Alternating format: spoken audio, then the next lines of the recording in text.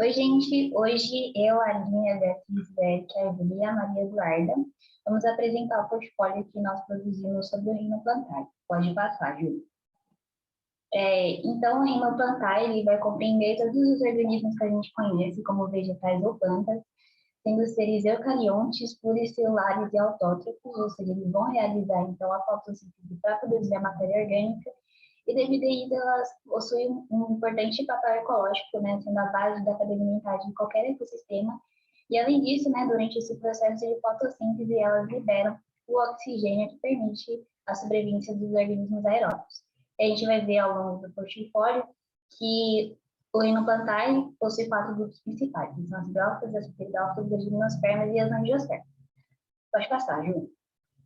Então, inicialmente, a gente tem aqui um fluxograma que vai mostrar, de modo geral, né, divisões de grupos. Então, a gente tem as criptógamas, que vão possuir as estruturas produtoras de gametas pouco evidentes, é o caso, então, das briófitas e das pteridófitas. As briófitas, elas não possuem vasos condutores de seiva, sendo chamadas de plantas avasculares, e elas são plantas de pequeno porte. Ao contrário das pteridófitas, que elas vão possuir os vasos condutores de seiva, são plantas que vão possuir pequeno e médio porte, sendo chamadas de plantas vasculares ou traqueófitas. E as fanerógamas, elas vão possuir as estruturas produtoras de gametas bem visíveis. Todas elas vão produzir sementes, sendo então o caso das gimnospermas, que não possuem as sementes abrigadas no interior de fruto, e essa característica vai ser a principal da angiospermas, que é resultante do desenvolvimento embrionário da fruta. Agora, gente, pode passar, a gente vai mostrar alguns exemplos que esses grupos vão apresentar. Pode passar também. Agora eu vou falar um pouquinho sobre as briófitas. As briófitas são plantas avasculares, que elas não possuem vasos condutores de seiva, crescem em solos úmidos, pedras ou troncos de árvores, e os musgos são seus principais representantes. Aqui de exemplos temos o filo Anthocerotes, que corresponde a Anthocerotas, cujo gênero mais comum é Anthoceros, tem um corpo multilobado e crescem aderidos a solos e rochas úmidas. E o filo Hepatophyta, que corresponde às hepáticas e recebe esse nome em função do corpo de algumas espécies. A maioria das hepáticas apresenta o corpo achatado, cresce em contato com o solo e não possui um corpo ereto. São as plantas mais simples. E são as únicas que não possuem estômatos. Pode passar. Bom, agora eu vou apresentar alguns exemplos de pteridófitas. Primeiro a gente tem a pterófita, ela é a mais comum, a gente pode usar como exemplo a samambaia. Ela é mais completa, então ela possui raiz, folhas grandes, ela é mais desenvolvida. A gente tem a psilófita, ela não apresenta raízes, no lugar ela tem rizoma com micorrizas. A gente também tem a licófita, ela é uma espécie bem antiga, tanto que ela foi importante para formar os depósitos de carvão que existem na natureza. E a gente tem também as artrófitas, que são essas daqui. Elas têm essa característica de ter um caule só, com várias folhas pontiagudas na horizontal para o lado.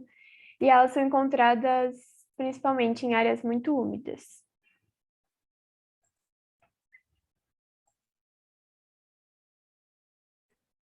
Bem, agora eu vou falar um pouquinho sobre os grupos das gimnospermas e a Agnetophyta, primeiramente. Ela marca um grande avanço pro reino plantae, né? Porque esse grupo foi uma das primeiras plantas que passou a criar proteção para o embrião e elas também não precisam de água para a reprodução. Agora, as gingófitas, elas são chamadas de fósseis vivos, né? Porque elas viveram milhões e milhões e milhões de anos sem mutação nenhuma. E as conoferófitas, elas são as plantas que suportam condições extremas. E também são um grupo de maior quantidade.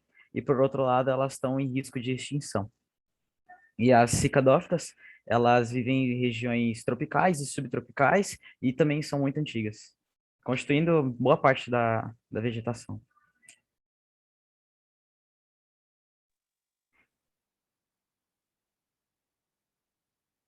Bom, e agora nas angiospermas a gente tem dois grupos, que um deles são as dicotiledôneas, que também são conhecidas como magnobipsidas, que elas vão ter como principal característica possuir dois ou mais cotiledôneos, né, que são o primeiro par de folhas embrionárias que surgem dos embriões das espermatófitas, que vão irromper durante a germinação da semente.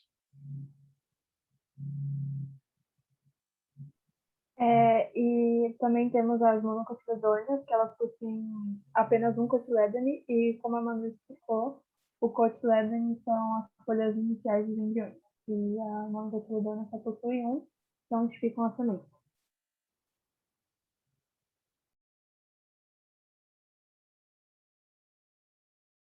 Agora eu vou falar um pouquinho mais sobre as briófitas, que correspondem aos musgos, e são mais comuns em ambientes úmidos, sobre solos, rochas e árvores. E é raro que ocorram como indivíduos isolados, elas formam geralmente uma extensa cobertura sobre o solo, e em função disso são importantes na proteção contra a erosão. Pode passar. E aqui podemos ver um corpo do musgo, que é chamado de talo, é composto por três partes, o rizóide, o calóide e o filóide. Os rizóides fixam a planta ao substrato e absorvem água e sais minerais. O calóide consiste em uma pequena haste de onde fazem parte os filóide, e os filóides são estruturas responsáveis pela fotossíntese. Alguns autores utilizam as briófitas, os termos rizóide, caule e folha, mas o mais comum é rizóide, calóide e filóide. Pode passar o slide.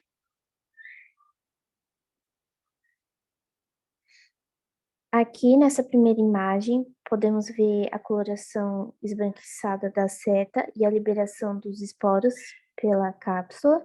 E na segunda imagem, esse indivíduo, os esporos já foram liberados, deixando a cápsula aberta em fitas. Pode passar. Bom, então agora a gente vai ver um pouco sobre as pteridófitas e sobre as evoluções que tiveram a partir das briófitas. Assim como as briófitas, elas ainda precisam muito da água, principalmente para a reprodução. E a principal evolução das briófitas para as pteridófitas foi o surgimento de vasos condutores. Então, as pteridófitas possuem vasos condutores que possibilitam elas a serem maiores, mais desenvolvidas do que as briófitas. Então, primeiro a gente vai ver essa tabela de comparação entre os dois tipos, entre as duas evoluções. Primeiro, comparando a reprodução.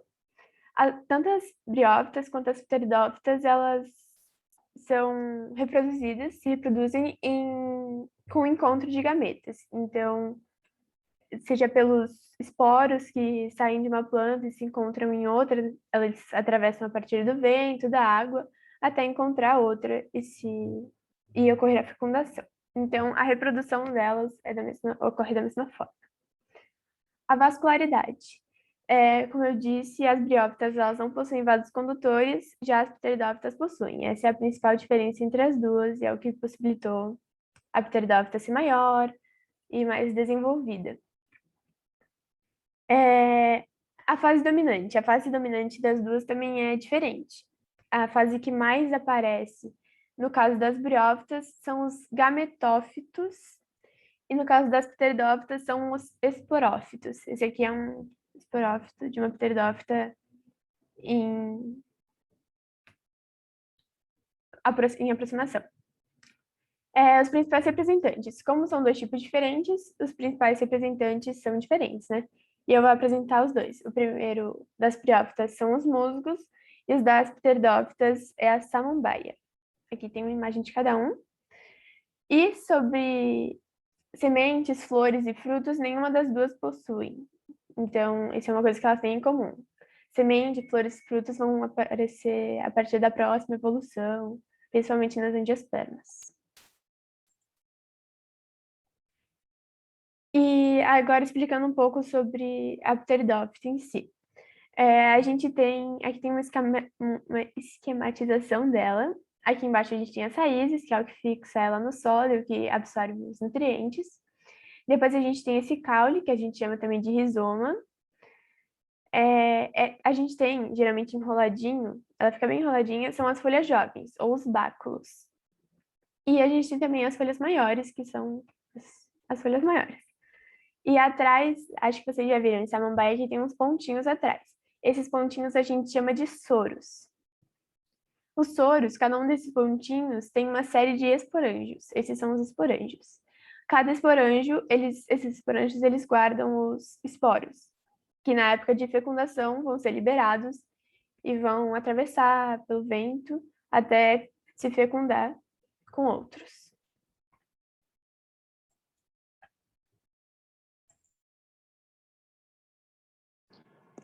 Agora eu vou falar um pouco sobre as gimnospermas, que são plantas vasculares.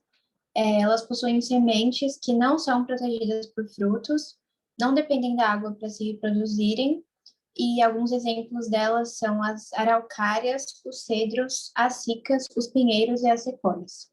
Pode passar. Aqui a gente tem a esquematização, e elas são compostas pelas raízes, que são responsáveis pela sustentação e fixação da planta no solo e também para armazenar e conduzir a seca.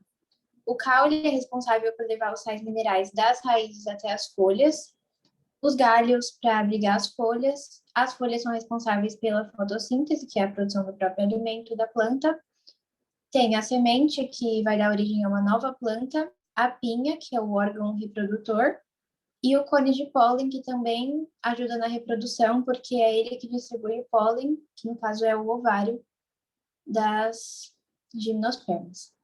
Pode passar.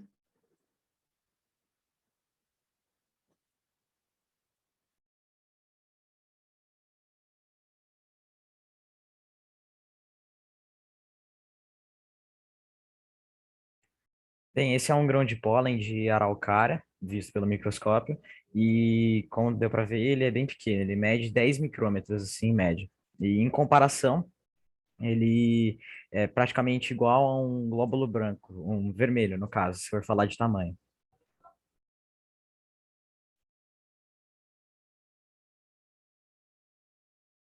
E aqui a gente pode ver os estróbilos masculino e feminino, né? O masculino, ele é o que contém o pólen, e o feminino logo vai receber ele. E com os organismos germinadores, os polinizadores, perdão, eles levam esse pólen até o feminino e para que ocorra a germinação, então.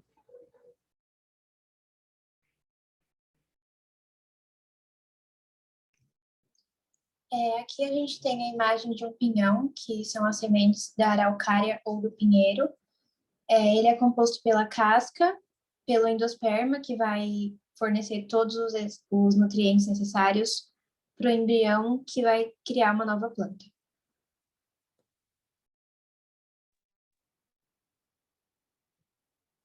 Bom, agora falando das angiospermas, elas vão ser os organismos mais complexos do reino vegetal, e elas surgiram a partir das gimnospermas, e elas são as plantas mais dominantes assim, do planeta.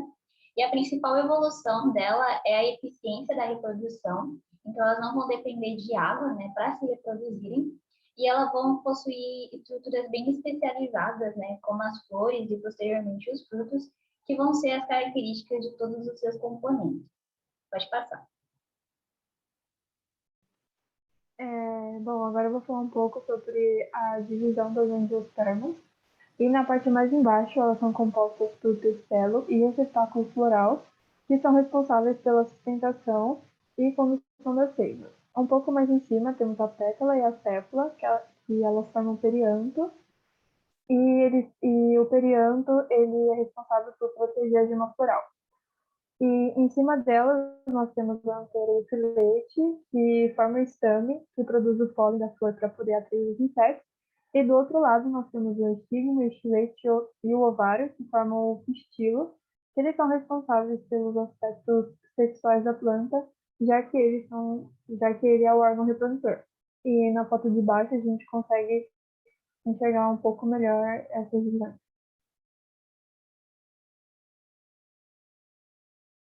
E nessa foto também dá para ver um pouco melhor a parte externa das divisões.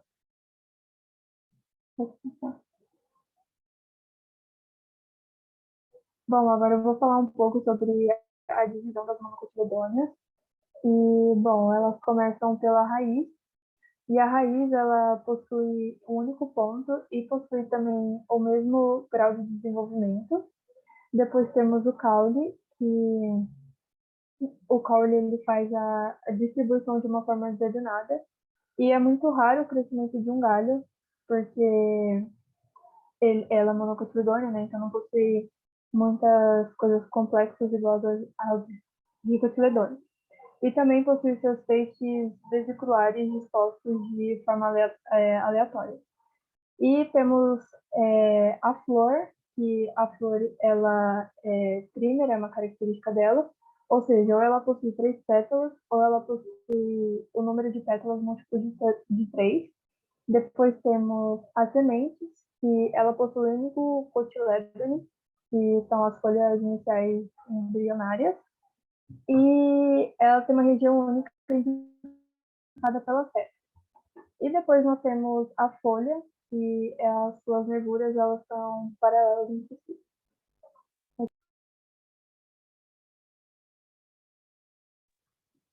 Bom, agora falando das dicotiledôneas, né? Ao contrário das monocotiledôneas, elas vão ter 2 cotiledôneos laterais ou mais. As suas raízes elas vão ser pivotantes ou axiais. Então, você vai ter uma raiz principal que vai adentrar verticalmente no solo e, a partir dela, as demais raízes, né, as raízes laterais, elas vão se ramificar. Nos caules, os vasos condutores, eles vão se localizar na periferia, né, ao redor do centro central. E na flor, elas podem ser pentâmeras, ou seja, apresentar 5 divisões em sua composição, ou elas podem ser tritâmeras, né, apresentando 4 divisões, e em ambos os casos, seus múltiplos também. E nas folhas, né, ao contrário das monocotiledôneas, nas dicotiledôneas elas são reticuladas, então as nervuras elas vão se ramificar desenvolvendo assim um tipo de rede. Pode passar, viu? Bom, então, o espaço onde ficam as sementes são chamados de lojas nas plantas, nas angiospermas. E, então, um exemplo preferido de cotiledônea é o caso do pimentão, que a flor ela é pentâmera, né? Então, ela possui 5 divisões.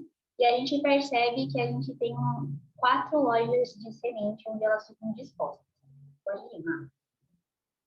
E já no milho, que o milho é uma monocotiledônea, ele só possui uma loja, que é só espigas, que é o lugar, como a Manu falou, que ficam dispostas as sementes.